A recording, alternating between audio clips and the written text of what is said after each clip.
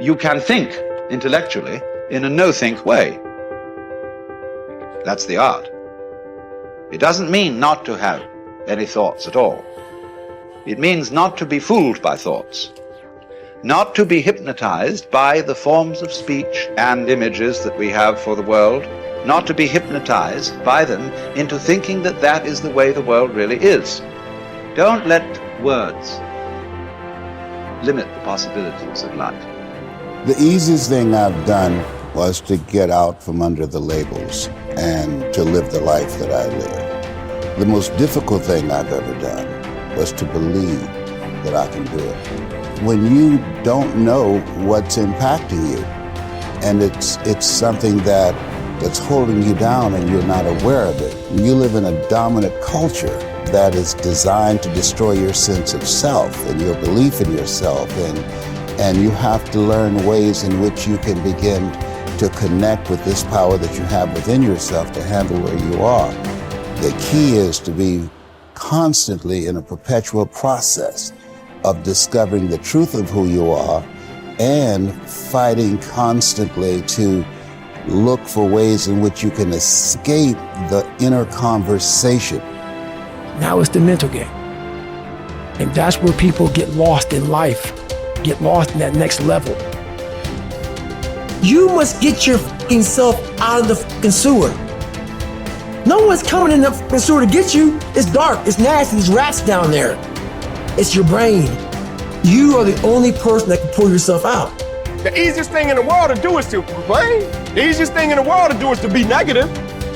It takes work to have a perspective that see things on the right side of the coin. You gotta fight for that. It takes work to show up every single day, and when things are not playing in our favor, to say, you know what, man, I'm gonna still show up, and I'm gonna give everything I got to it because I value what I'm a part of. It takes work to have the right perspective.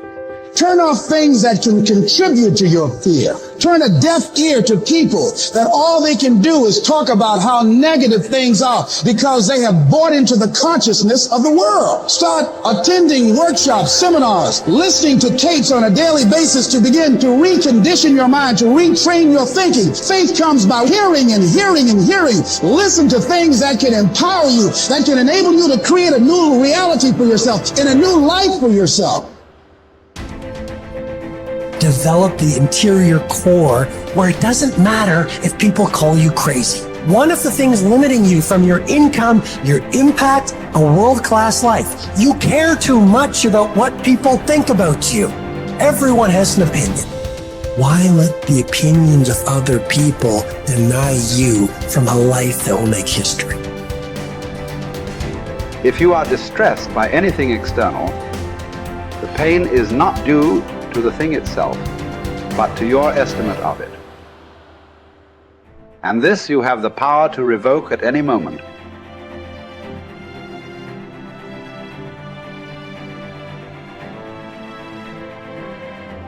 To Epictetus, all external events are determined by fate and are thus beyond our control, but we can accept whatever happens calmly and dispassionately.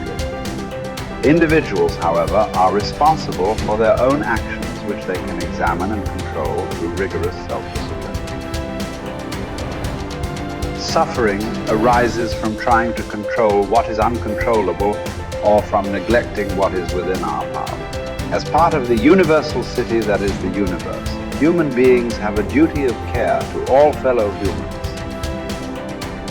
The person who followed these precepts would achieve happiness. If you choose, you are free. If you choose, you need blame no man, accuse no man. All things will be at once according to your mind and according to the mind of God.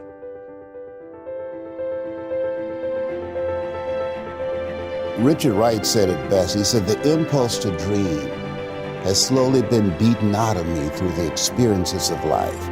So when you live in a culture that is designed to destroy your sense of self, where you are marginalized, where you have a feeling of being hopeless and powerless, and you're terrorized. I remember going downtown with my mother, and I saw a water fountain. I think I was about 5 years old, and I ran and I drank from the water fountain. All of a sudden, She grabbed me by the neck and said, "Don't you ever do that again," and started punching me in the back of my head and my face, and got me down on the ground, was punching me relentlessly. And I said, "Mama, please, it's me, Mama, it's me," with this crazed look in her eyes.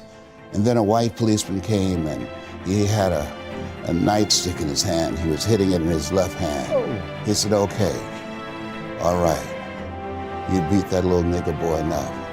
Now, I won't have to beat him with this nightstick." And he walked away laughing. And my mother broke down and started crying and saying, "Leslie, I'm so sorry. I'm so sorry." I said, "Mama, why'd you beat me like that?" She said, "These water fountains are for white only, son. And if that cop had hit me with his nightstick, he would have to kill me. I fought him till he killed me, and I left you and your brothers and sisters by themselves to raise themselves. I'm so sorry." And the book called Learned Optimism, Seligman talk about the fact that between ages 0 and 5, we determine what's available to us and what's not available to us. And so that was a defining moment. I knew there are certain things I could not do, certain places I could not go. They used to have signs on Miami Beach that said, "Jews, dogs, and coloreds not allowed." And so now you have to operate within the constraints of the dominant society and the things that they've created for you. And it's a challenge to see yourself beyond that and to work to get outside of that, even after those laws have changed, because that has become so much a part of you. You unconsciously operate within the parameters of what has been put in place. Like you're driving on the expressway, the 405, and you'll get off on an exit that you weren't going in that direction, but you unconsciously did it because you've done it so many times that many people, because they're not making a conscious, deliberate, determined effort to think outside of what life has thrown at them, they end up doing the same thing over and over and over again. Einstein said that thinking that has brought me this far has created some problems that this thinking can't solve. And so through relationships, through reading, through studies, through goals and dreams beyond your comfort zone, it allows you to begin to live out of your imagination as opposed to out of your history. Disney said, the imagination is a preview of what's to come. And so as a kid, I dreamed a lot about taking care of my mother. I used to go with her to work, to clean homes, and she kept up children, and she cooked for these wealthy families. My mother could bake a sweet potato pie so good you couldn't eat it with your shoes on. You had to take your shoes off so you could wiggle your toes. And I used to look at these big, beautiful mansions and said, "Mama, what is it, Leslie? When I become a man, I'm gonna buy you a big, beautiful home just like this." "Oh, you don't have to do this." I said, "I know, but you didn't have to adopt us either." And you did. And so I'm here with you because of two women. One gave me life, the other one gave me love. God took me out of my biological mother's womb and placed me in the heart of my adopted mother. And because of her example and my love for her and the passion that I felt in my heart, I've got to do something to make her proud. I've got to do something to put myself in position to be able to take care of her. That drove me. Nietzsche said, if you know the why for living, you can endure almost anyhow.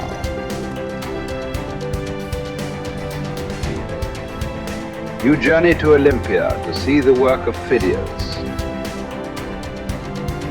And each of you holds it a misfortune not to have beheld these things before you die.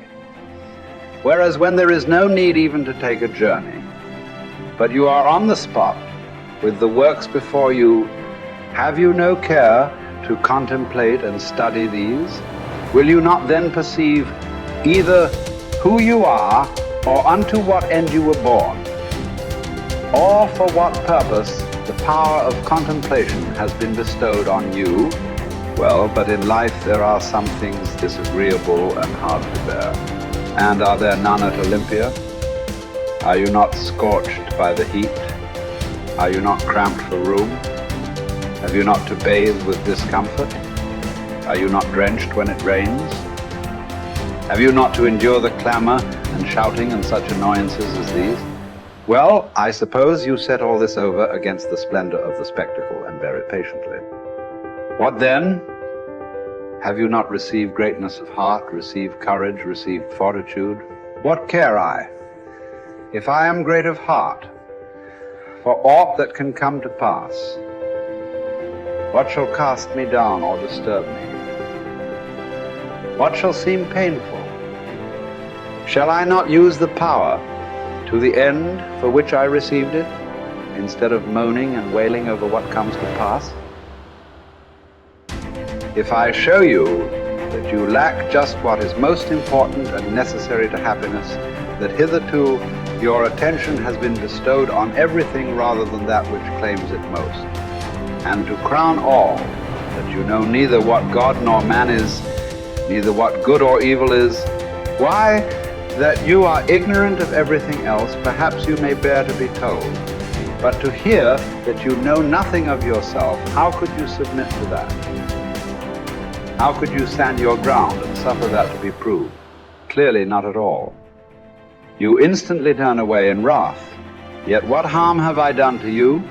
Unless indeed the mirror harms the ill-favored man by showing him to himself just as he is. Unless the physician can be thought to insult his patient when he tells him, friend, do you suppose there is nothing wrong with you? While you have a fever, eat nothing today, and drink only water, yet no one says, what an insufferable insult. Whereas if you say to a man, your desires are inflamed, your instincts of rejection are weak and low, your aims are inconsistent, your impulses are not in harmony with nature, your opinions are rash and false, he forthwith goes away and complains that you have insulted him.